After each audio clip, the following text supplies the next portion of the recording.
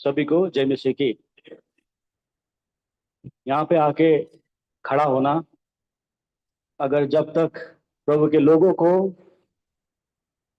इतने दूर से बारिश के समय पे सुबह सुबह उठ के इतवार के समय जहाँ पे पूरी संसार आज आराम करती है, हम लोग समय निकाल के आते हैं और यहाँ पे आके खड़ा होना जब तक प्रभु के लोगों के लिए फायदेमंद ना रहे, हमारे आत्मिक जीवन में मेरे लिए अपने लिए फायदेमंद ना रहे, तब तो यहाँ पे आके बोलना सिर्फ भाषण बन जाता है। इसलिए मंडली से, चर्च से, कलेसिया से प्रार्थना है, ना कोई मेरे लिए, मेरे तरह और मेरे भाई लोग हैं, मेरे से छोटे भी हैं, उनके लिए जरूर प्रार्थना करें ताकि प्रभु यहाँ से परमेश्वर की वचन जो मन्ना दे सके और कोई व्यक्तिगत बातें ना हो, प्रभु की महिमा हो। आज आराधना में जाने से पहले हम ये 3 प्रतिज्ञाएं जो प्रभु के दास कलीसिया हमें देते हैं, हम उनको दोबारा एक बार फिर पढ़ेंगे। ये पहला शाम की भजन संहिता, ताकि हम भूल ना जाए, 147 अध्याय के 3 पद जो विश्वव्यापी मंडली के लिए दिया गया है, ये प्रतिज्ञा को हम गौर करेंगे। 147 अध्याय के 3 पद सब मिलके पढ़ेंगे। भजन संहिता। He healeth the broken in heart and bindeth up their wounds. पत्रस, पहला पत्रस 5 अध्याय के 7 पद।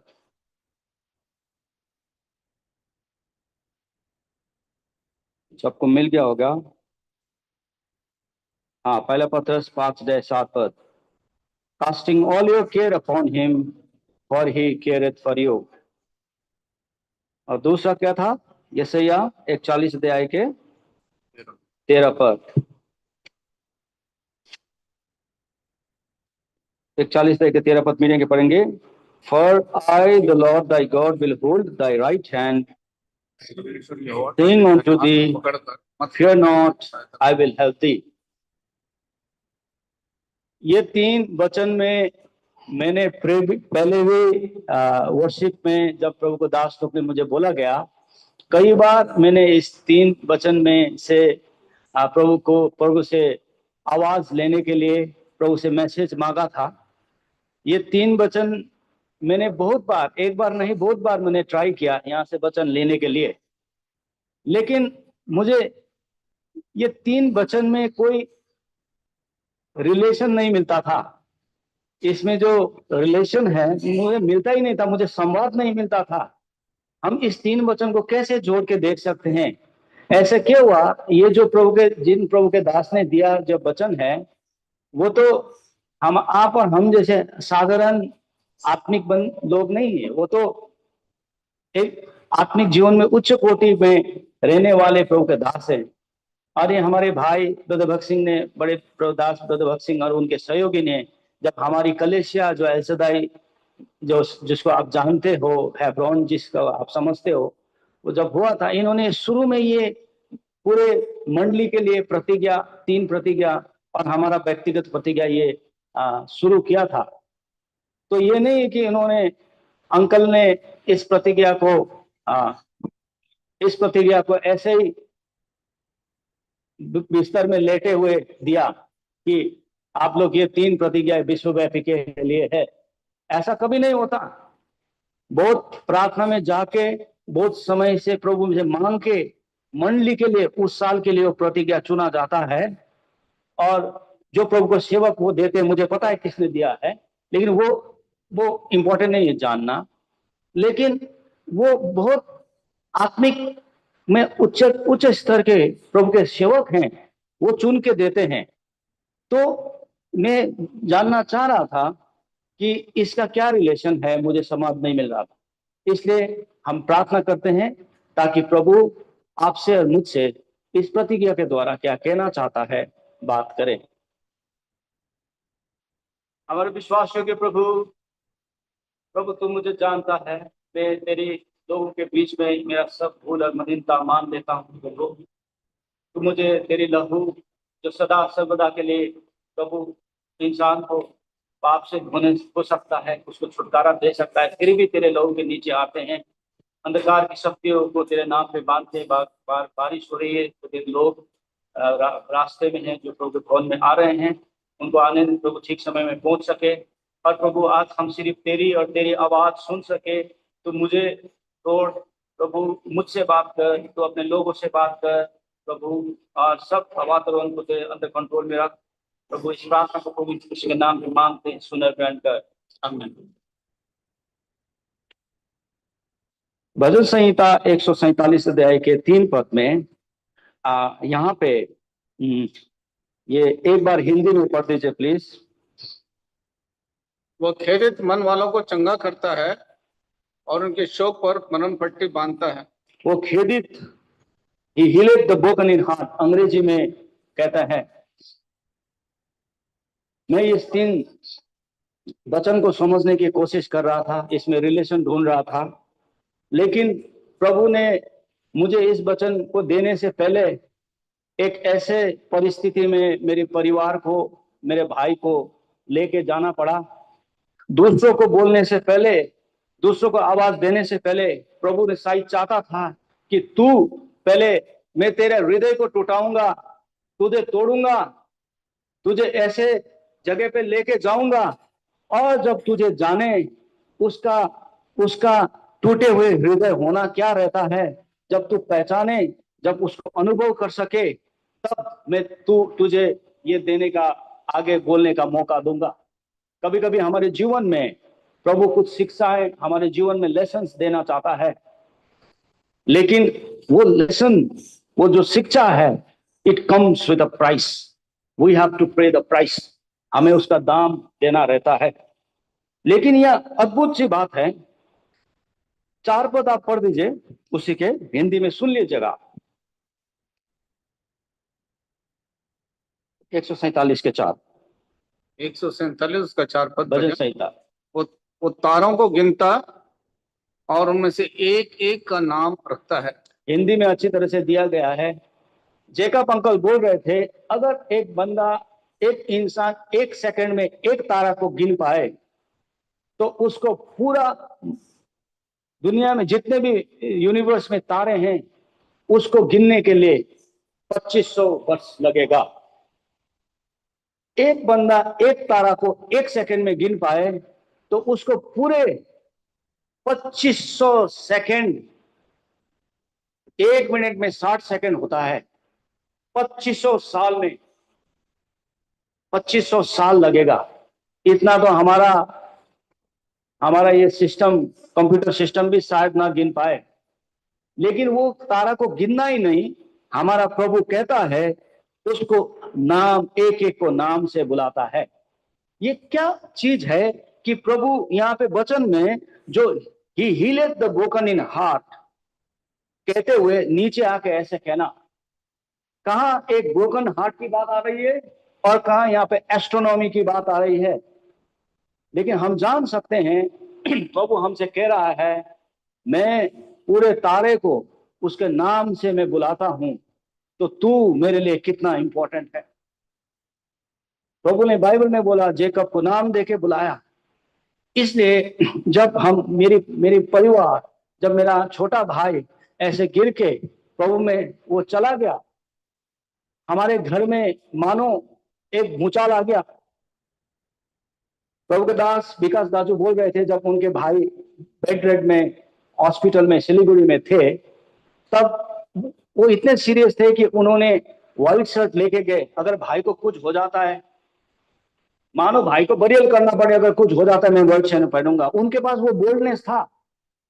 लेकिन जब मैं ये खबर सुना, मुझे पता चला मेरा भाई बड़ा सीरियस है, मैं व्हाइट शर्ट लेके वार्डरोब पर इधर कर रहा था, प्रभु मुझे ये व्हाइट शर्ट लेके जाना ना पड़े। मैं लेके नहीं गया क्योंकि मैं अपने मन से मैं भाई को खोना नहीं चाहता। भैया में वो बोल था, लेकिन भैया का आज भाई जिंदा है, प्रभु की महिमा हो। लेकिन मेरा भाई जो, मैं कमजोर था, मैं इस खबर को पचा नहीं सकता था, लेकिन प्रभु ने मेरे से मेरे भाई को ले गया, सबसे छोटे भाई को।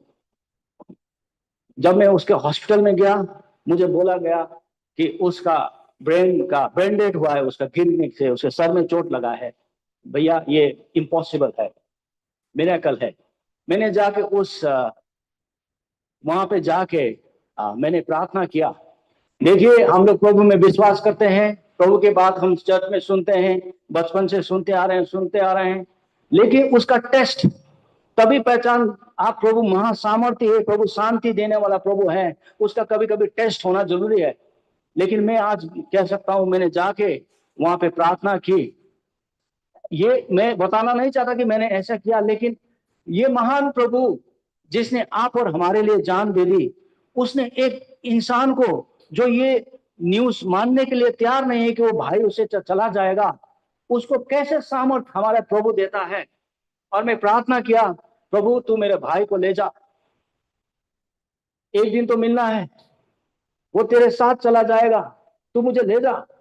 प्रभु ने ये सामर्थ दिया, इसलिए ये होप आज आप और हम जब यहाँ पे खड़े हैं, एक वचन हमारे घर में जब प्रभु के लोग आते, एक भाई ने जब दूसरे, हम तो गांव में रहते हैं और हमारा गांव बड़ा मेरा घर जो है एक गांव से लगाव रखता है। मेरे घर में गांव वाले बहुत आते हैं, हमारे मम्मी पापा का नेचर है, सबसे वो बातें करते हैं। तो हमारे घर में अन्य जाति भी आते हैं, प्रभु के लोग भी आते हैं, हमारे अपने भी प्रभु नो पाए हुए लोग बहुत से हैं। जब वो लोग आते हैं, हो मानो क्या हो गया, इतना गलत हो गया, ऐसा होना नहीं था, वो तो अपना सहानुभूति प्रकट कर रहे हैं वैसे, वो आते हैं।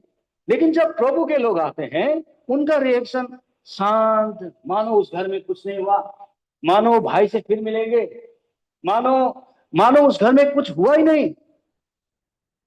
ये क्या फर्क मेरे को देखने को मिला। और मैं आपको योना के अंजील 10 अध्याय के 28 पद में, जब मैं वहां पे डिस्टर्ब था, एक भाई ने आके, प्रभु के लोग जब संगति करने ऐसे घरों में आते हैं और वो हमें सांत्वना देते हैं, 10 अध्याय के 28 पद पढ़ दीजिएगा। और मैं उन्हें अनंत जीवन देता हूँ, वे कभी कष्ट न होंगे और कोई उन्हें मेरे हाथ से छीन न लेगा। मैं तुम्हें अनंत जीवन देता हूं और कष्ट आप नष्ट नहीं होगे और कोई तुम मेरे हाथ से तुम्हें छीन नहीं लेगा।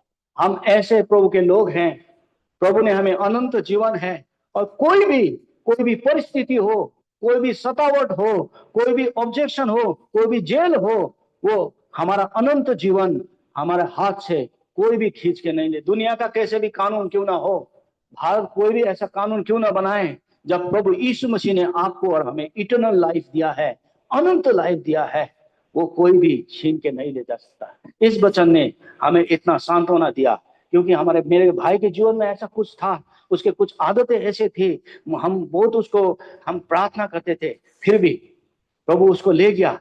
लेकिन ऐसे वचन ने, जिसने एक बार अनंत जीवन पा चुका है, हमारा प्रभु उस अनंत जीवन को हमसे कभी भी छीन के नहीं ले जाता है। तो यहाँ पे हमने देखा कि कैसे हमारे प्रभु के बारे में आज तक तो हम पढ़ रहे थे, महान काम किया, बड़े बड़े काम, आश्चर्य के काम किए, प्रभु के दासों से सुन रहे थे, किसी यर्दन जैसे नदी को उसने 2 भाग किया, बहुत सारे 10 विपत्ति के कार्य किए, बड़े बड़े कार्य किए, सृष्टि की, सब कुछ किया। लेकिन हमने एक दूसरे तरीके से उस दिन प्रभु को चिना, पहचाना कि प्रभु हमारे बड़े काम के नहीं, हमारे छोटे छोटे हृदय के दिलों को टूटते हैं ना, तब प्रभु उसका भी ख्याल रखता है। अद्भुत प्रभु। 2 करंती में आइए, 1 अध्याय के 3 पद प्लीज आप पढ़ दीजिए यहाँ पे। 2 करंती 1 अध्याय के 3 पद प्लीज। हमारे प्रभु यीशु मसीह के परमेश्वर जी और पिता का धन्यवाद हो जी, जो दया का पिता दया का और सब प्रकार की शांति का परमेश्वर है। सब प्रकार की शांति के परमेश्वर है। अंग्रेजी में कहता है यहाँ पे, blessed be the God even the father of Lord Jesus Christ, the father of mercies and God of all comforts. हमारा प्रभु ऐसे परिस्थिति में, जब हमारे परिवार के लोग ऐसे सिचुएशन में गए थे, तो यहाँ पे शांति का परमेश्वर, मतलब प्रभु हमारे हृदय में, दिलों में क्या हो रहा है उसका भी ख्याल रखता है। बहुत सारी परिस्थिति में आप और हम जा रहे होंगे, हो सकता है लोग बाहर से दिखने में आपके पास सब कुछ ठीक चल रहा हो, सब कुछ ठीक दिखे, और हो सकता है आप अपने और मेरे दर्द को किसी और को बांट भी ना सके, लेकिन उस दर्द को प्रभु ही healeth the broken in heart, he is a God of all comfort. अजीब अद्भुत बात है जब प्रभु के दास प्रभु के ये हजीरा हैगर और अब्राहम के बारे में वचन दे रहे थे उत्पत्ति 16 अध्याय में। आइए यहाँ पे एक हमें कहानी पता है। अब्राहम को लाके हागार वो देती है, सहराई देती है, तुम इनसे बच्चा पैदा करो। जब वो बच्चा पैदा करती है तो हागार अपने मन में अपने मालकिन के लिए, सेरा के लिए कुछ सोचती है, कुछ उनको बताओ ठीक है। प्रभु का वचन कहता है हम उसको नहीं देखेंगे, लेकिन मालकिन जो सराय, जो विश्वास के पिता का जो वाइफ था, उसका मतलब है वो तो इजरायली थी, वो तो शुरू से प्रभु के वचन सुने थे, प्रभु के आवाज को सुना था। उनको चाहिए था कि वो क्या करें, उस हगार को प्रेम दिखाएं, और वो टॉर्चर करने लगी, यहाँ पे कष्ट देने लगी। कौन वो भी कौन? वो सराई, अब्राहम जो हमारे विश्वास के पिता के वाइफ है। और मानो अब्राहम भी एक पत्नी के प्रेशर में शायद आ गया, वो भी बिना कुछ दिए उसको वहां से भगा देते। अब ये सारा हगार कौन है? हगार तो एक मिस्री है, एक इजिप्शियन मेड थी।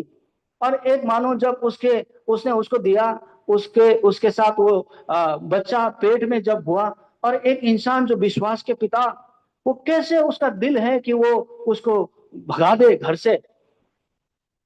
इसलिए आप और हम में भी हो सकता है, हमें जो दुख देने वाला, तकलीफ देने वाला बड़ा आत्मिक बंदा भी हो सकता है, प्रभु के सेवक भी हो सकते हैं, लेकिन ध्यान में रहे आज वो हगार, यहाँ पे 16 अध्याय के 13 पद आप पढ़ दीजिए, हिंदी में हम सुनते हैं।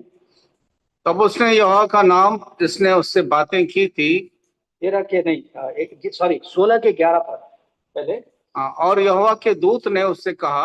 अब वो जा रहे, हेगार भाग के जा रही है, तो प्रभु ने अपने स्वर्गदूत को भेजा, और यहोवा के दूत ने उससे कहा, तो देख तू गर्भवती है और पुत्र जनेगी, तो उसका नाम इश्माएल रखना, क्योंकि यहोवा ने तेरे दुख का हाल सुन लिया है। क्योंकि यहोवा ने तेरा दुख का हाल सुन रहा है। कितना अद्भुत परमेश्वर है। ये मिस्री जो है, ये हेगार है, ये तो एक मिस्र है, इजिप्शियन है, मेड है। उसको अब्राहम ने उसका दुख को नहीं समझा, सारा ने उसको दुख दर्द को नहीं समझा और भगा दिया। और क्योंकि यहोवा ने तेरा दुख का हाल सुन लिया है, ऐसे प्रभु हमारा है। प्रभु का वचन में यहाँ पे साफ साफ लिखा है, यहोवा ने तेरा दुख का हाल उसको तीर्थ में किसको बताती? जब विश्वास का पिता, उसका परिवार उसको ऐसा करता है, वो किसको बताती? उसको जाने के लिए कहां पे है, किसको बताती? यहोवा ने तेरा दुख का हाल ढूंढ लिया है। और जाके इस मिस्री ने, हो सकता है उसने अब्राहम के घर में प्रभु के बारे में सुना था, नहीं सुना था, लेकिन जाके 16 पद में क्या कहते हैं? जब हाजिरा ने अब्राहम के द्वारा इश्माएल को जन्म, सॉरी सर ब्रदर, 13 पद।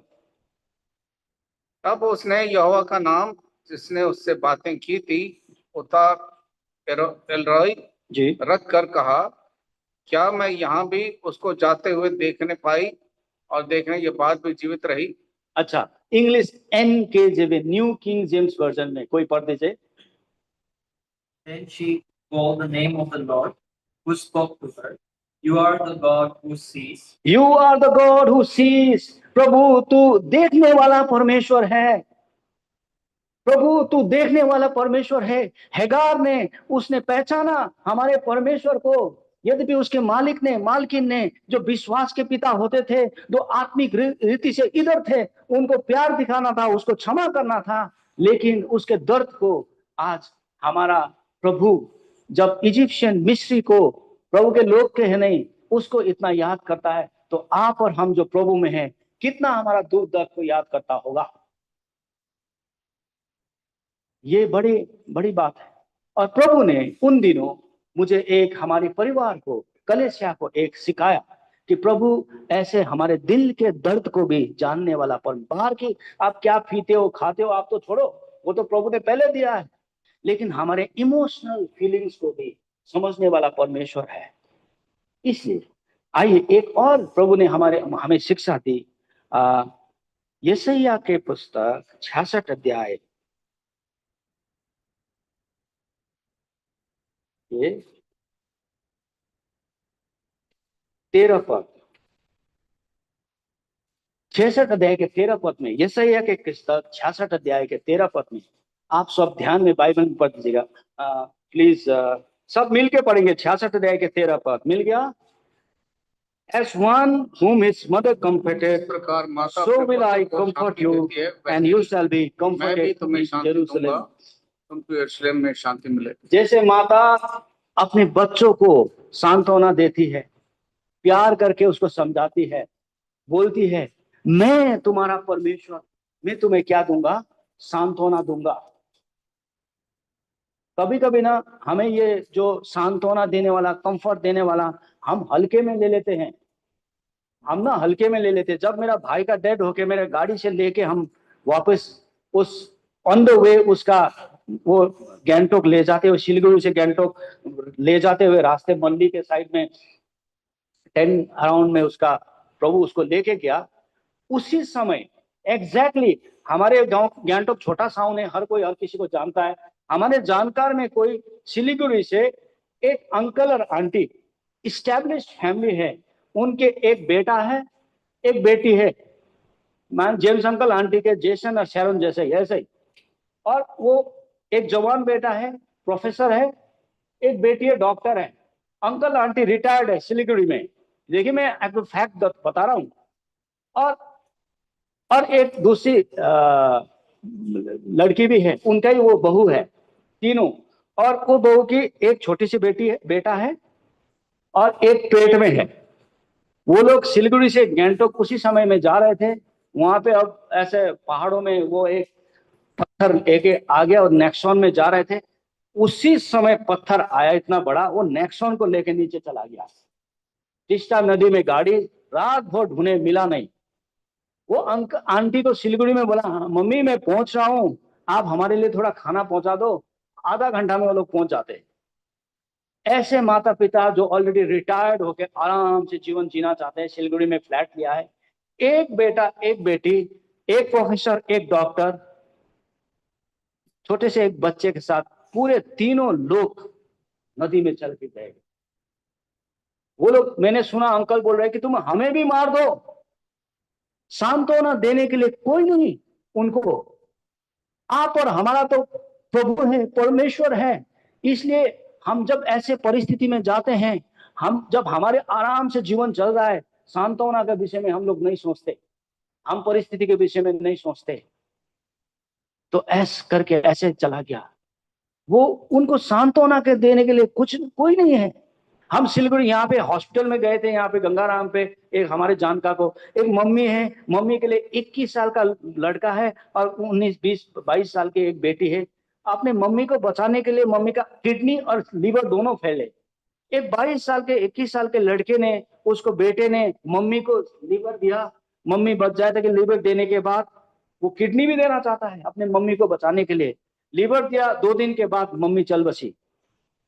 तो वो मैं नहीं जानते वो लोग। जब हम लोग मिलने गए थे, भाई और बेटा, एक किडनी ऑलरेडी वो लीवर दे चुका है, बेहोश है, और लड़की इस तरह से वहां पे रो रही थी। मैं जब गुस्सा, प्रभु इनको सांत्वना, ये तो तुमको आपको नहीं जानते। मैंने ऐसे ऐसे करके कुछ वचन में जितना जो जानता हूँ थोड़ा बहुत मैंने उनको वचन दिया। मैं सांत्वना देखो, आप और हमें सांत्वना देने वाले परमेश्वर है। हमारा परमेश्वर हमारे साथ साथ है। अभी हमने पढ़ा कि आपको मैं माँ के तरह सांत्वना दूंगा। और एक दूसरा लाइन वहां पे लिखा है, यरूशलेम में तुम क्या पाओगे, सांत्वना पाओगे। यरूशलेम का मतलब क्या है? परमेश्वर का घर, परमेश्वर का मंडली। और एक और वचन पढ़ते हैं, ये यरूशलेम इतना अहमियत रखता है। प्रभु यीशु मसीह ने जब तुरंत गया था, चेलों को साफ बताया। प्रेरित की किताब 1 अध्याय के 4 पद, प्रेरित की किताब 1 अध्याय के 4 पद। ये प्रभु यीशु मसीह ने, किसी और ने नहीं, पौल ने नहीं, किसी प्रभु के सेवक ने नहीं, भविष्यवक्ता ने नहीं, प्रभु ने क्या बताया सुनिए। और उनसे मिलकर उन्हें आज्ञा दी, यरूशलेम को न छोड़ो। यरूशलेम को ना छोड़ो। किसको ना छोड़ो? यरूशलेम को ना छोड़ो। इसलिए प्रभु का भवन, प्रभु के लोग, प्रभु के मंडली ही है जहां ये प्रभु का आज्ञा है। जैसी भी परिस्थिति क्यों ना हो, आप यरूशलेम को ना छोड़ो, क्योंकि यरूशलेम में क्या होगा? आपको क्या मिलेगा? सांत्वना मिलेगा। इसलिए हमारे जीवन में, मंडली में लोग आते हैं। मैं एक आंटी से बात कर रहा था, वो आंटी की छोटी बहन है, वहां पे बैठी है, हम लोग गए थे, बात कर रहे थे। मेरे को वो बताते हैं कि मेरा नौकरी चला गया था, बहुत सारे मानसिक तनाव में, बहुत सारे अशांति में, गड़बड़ी में, बहुत सारे ऐसे परिस्थिति में मैं था, और मैं बैरका में वहां पे चली गई। मैंने तुरंत पूछा, आपको कैसा लगा? बहुत अच्छा लगा, बहुत सुकून हुआ। हमारे मंडली में, कलीसिया में ऐसे लोग भी आते हैं जिनको सांत्वना की जरूरत है। बाहर से देखने से भले ही सब कुछ भले चंगे दिखे, बाहर से देखने से सब कुछ वेल नीट एंड टाइडी दिखे, क्या पता अंदर ही अंदर तोड़े हुए हो। इसलिए आप और हमारा उनके साथ जय मसीह करना, उसके साथ एक स्माइल देना, क्या पता उनके जीवन में परिवर्तन कर दे। एक आंटी की गवाही है, हमारे सम्मा अंकल के बेटा आशा, इतना बदमाश था वो, मेरा उम्र का है, बहुत बदमाश था। प्रभु ने उसको बदल के एक दिन चर्च में वो बैठा है। वो आंटी को पता नहीं, पूरी दुनिया जानते हो, तो बदमाश था। तो आंटी को इतना पेट में दर्द हुआ, उनकी गवाही है, ऐसे कि मैं सम्मा अंकल को अब दार्जिलिंग में प्रार्थना करने लगाऊंगी, ऐसा दर्द हो रहा है कि मैं अभी मैं जाऊंगी, अब मैं, प्रभु मुझे ले जाएगा, ऐसा दर्द। ये मैं आपको एग्जाम्पल दे रहा हूं। तो आंटी ने बोला कि वो गेट में, वो हमारे जो भाई है, जो आसाफ है, वो सुधर चुका था, बदमाश था। तो वहां गेट से जय मसीह आंटी ऐसे कुछ किया, हम लोग करते ना, जय मसीह आंटी, जय मसीह की आंटी। आंटी ने जय मसीह करने के लिए ये किया। आंटी कहती है कि उनके पेट एकदम उसी समय ठीक हो गया। अब क्या हुआ क्या नहीं हुआ, मेरा कहने का मतलब यही है कि हमारा किसी को रिगार्ड करना, सैल्यूट करना, स्माइल करना। इसलिए हम लोग जो प्रभु के घर में जब लोग आते हैं, ये ना समझे कि सब लोग, किसी को तो प्यार चाहिए होता है, किसी को मोहब्बत चाहिए होता है। और प्रभु की मंडली, प्रभु के यरूशलेम ऐसा है, लोगों को, ऐसे लोगों को याद किया जाए। और यहाँ पे आप और हमें, मुझे भी ये है कि मुझे लोगों से बात करना है, मुझे हालचाल पूछना है, भैया मैं आपके लिए प्रार्थना करूंगा। वो आंटी आई, मुझे अच्छा लगा। प्रभु ही एक ऐसा, प्रभु का भवन यरूशलेम ऐसा प्रभु ने रख दिया है जहां से टूटे हुए को सांत्वना मिल सके। हाँ, किसी ने गलत किया है तो उसको मौका भी मिल सके। प्रभु का भवन मौका मिलने वाला जगह होना चाहिए। ऐसा नहीं कि हम उसको न्याय करते जाएंगे, उसने ऐसे कर दिया। प्रभु के भवन मौका देने वाला जगह हो, प्रभु का भवन सांत्वना देने वाला जगह हो, और प्रभु का भवन मेल मिलाप कराने वाला जगह हो। इसलिए हमारे कलीसिया में जितना भी हो सके मेल मिलाप के साथ रहें, तभी हम एक सच्चा क्या बन सकते हैं, हम सच्चा क्या बन सकते हैं, उपासक हम बन सकते हैं, सच्चा उपासक बन सकते हैं। नहीं तो हम आएंगे, हमारे बीच में कुछ नहीं है, मेल मिलाप नहीं है, हमारे बीच में ऐसे ही है, हम हैं, हमारे में ईगो है, यहाँ पे हम किसी को सांत्वना नहीं दे सकते। हम कैसे करेंगे, हम कैसे बढ़ेंगे प्रभु में? ये तो आप और मेरे लिए संवाद है। हम जब वर्शिपर, प्रभु को उपासना करना चाहते हैं, तो हमें ये पहचानना है कि प्रभु, हाँ। और यहाँ पे 200 करंती में आते पहले, ये 200 करंती 1:4 में क्या कहते हैं, पढ़ लीजिए। वो हमारे सब क्लेशों में शांति देता है, जाति देता है, ताकि हम उस शांति के कारण, जो परमेश्वर हमें देता है, जो शांति हमें परमेश्वर जो देता है, सांत्वना देता है, उन्हें भी शांति दे सकें। उन्हें भी शांति दे सकें। जो किसी प्रकार के क्लेश में हो। किसी प्रकार के क्या में है? क्लेश। क्लेश में है। हाँ? योना के अंजील 16 अध्याय के 33 पद में प्रभु का कहता है कि संसार में तुझे क्लेश है। प्रभु ने नहीं बोला, हाँ, प्रभु ने क्लेश को भी, हाँ, प्रभु ने क्लेश को भी उसके साथ साथ लेके गए। प्रभु ने हमें जब दिया है, प्रभु ने उद्धार मुक्ति दिया, इतने पाप से छुटकारा दिया है, तो प्रभु ये क्लेश को क्यों नहीं हटाता? अगर मैं सोचूं तो क्लेश को हटाओ, जितने ने भी प्रभु का काम, प्रभु को पाया है, उनके में से, जीवन में से क्लेश हटाओ। नहीं नहीं, ये प्रभु का तरीका नहीं है। क्लेश संसार में है। इन द वर्ल्ड, आपको पता है, मैं तुम्हारे हाथ को तोड़ने दूंगा, मैं तुम्हारे बीच जवान भाई को, तू एक शब्द बोले पाए मैं तेरे को ले जाऊंगा, तुझे ऐसे परिस्थिति में ले जाऊंगा, लेकिन तेरे टूटे हुए हृदय को मैं क्या करूंगा? मानूंगा। प्रभु हमें क्लेश देता है, प्रभु हमें समस्या देता है, ताकि हम दूसरों को हम सांत्वना दे सके। ये प्रभु का तरीका। संसार में तो तुम्हें क्लेश है, in the world you have tribulation, but be of good cheer, मैंने संसार को जीता है। ये हमारा परमेश्वर है। और दूसरा पद में आते हैं, पहले पत्रस 5 अध्याय के 7 पद। पहले पत्रस 5 अध्याय के 7 पद पढ़ लीजिए। अपनी सारी चिंता उसी पर डाल दो, क्योंकि उसको तुम्हारा ध्यान है। अपनी सारी चिंता उसको डाल दो, क्योंकि उसका तुम्हारा ध्यान है। ये लिखने वाला कौन है? अंकल, ये किसने लिखा है? पत्रस ने लिखा है ना? पीटर ने लिखा है, पॉल ने तो नहीं लिखा है। हाँ, इतनी सारी किताब, मेजोरिटी ऑफ किताब तो पॉल ने लिखा है। ये ऐसे चीज, तुम्हारी सारी फिक्र किस पे डाल दो, ये तो पत्रस ने लिखा है। क्यों पत्रस ने लिखा है? ये तो पॉल को लिखना था ना। टेक्निकली तो किसको लिखना था ये? क्योंकि पॉल ने तो हमेशा ही सारी चिंता फिक्री सब कुछ प्रभु में डाल दिया, तभी कोड़े खाए, इतने खाए। ये एक पत्रस ने, ऐसा बंदे ने क्यों लिखा? क्योंकि वो कितनी बार मच्छी मारने गया प्रभु को छोड़ के।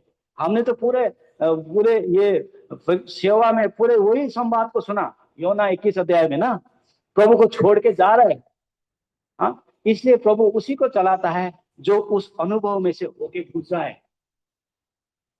आज मैं सांत्वना का वचन आपको ऐसे क्यों दे पा रहा हूं? क्योंकि प्रभु ने मुझे पहले सांत्वना दिया। जिसको सांत्वना नहीं चाहिए, जिसको सांत्वना की जरूरत नहीं, वो दिया, उसको उस चीज का अहमियत नहीं होता। कितनी बार प्रभु को पत्रस छोड़ के गया, मच्छी मारने गया, मैं तो मच्छी मारने जाऊंगा, अब यह क्या करूं? वो भी, प्रभु भी चले गए, हमें पकड़ के ले गए। लेकिन प्रभु ने उसी इंसान को जो इतनी बार छोड़ा, जो इस संसार के फिक्री में, संसार के दर्द में, संसार के समस्या में उलझा था, हो रहता था, बार बार चला जाता था, उसको ऐसा बनाया जाके पत्रस ने लिखता है, casting all your care up. क्यों लिखता है? क्योंकि मैंने भी ऐसे किया था, मुझे कोई फायदा नहीं हुआ। इसलिए हमारा परमेश्वर ऐसा है। इसको तो पॉल लिखना चाहिए था, लेकिन प्रभु गलती नहीं करता। मेरे जैसे लोगों को, जो प्रभु को कितनी ही रुलाते, कितने ही प्रभु मुझे जानता है, रुलाता हो कितना, फिर भी मुझे प्रभु के दास लोग, मैं प्रार्थना कर, प्रभु मेरे से बुजुर्ग लोग कोई संडे आए और मेरे ये सेवा को ले ले। प्रभु मेरे से केस पके हुए बड़े बुजुर्ग लोग प्रभु के पास आए उससे, इसलिए यहाँ पे आके ऐसे नहीं तो भाषण ही हो जाता है। इसलिए ये तो हम प्रभु की, ये प्रभु है। पत्रस ने ऐसे देखा, क्योंकि पत्रस बार बार जब जाया, उसके जीवन में आया, उसने समझा कि मैं भी फिक्र करता था। सब कुछ हमारे जीवन में भी फिक्र है आज हमारे लिए, आप और मेरे लिए। Casting all your care upon him for he careth for you. पत्रस के बारे में नहीं जाएंगे। और आखिरी वचन यशायाह 41:13, सब मिलके पढ़ेंगे। यशायाह 41:13 सब मिलके पढ़ेंगे। For I, the Lord God, will hold thy right hand, saying unto thee, fear not, I will help thee. मत डर, मैं तेरी सहायता करूंगा। हिंदी में पढ़ दीजिए। क्योंकि मैं तेरा परमेश्वर यहोवा तेरा दाहिने हाथ पकड़कर कहूंगा, इतना ही। मत डर, मैं तेरी सहायता करूंगा। दाहिने हाथ, तेलुगु में है, तेलुगु में मैं पहला लाइन तेलुगु बाइबल में क्या है, क्या ये ऐसा लिखा है कि क्या लिखा है कि मैं तेरा हाथ पकड़ूंगा, है ना? पहला लाइन है, इट सेज कि I will hold you with right hand.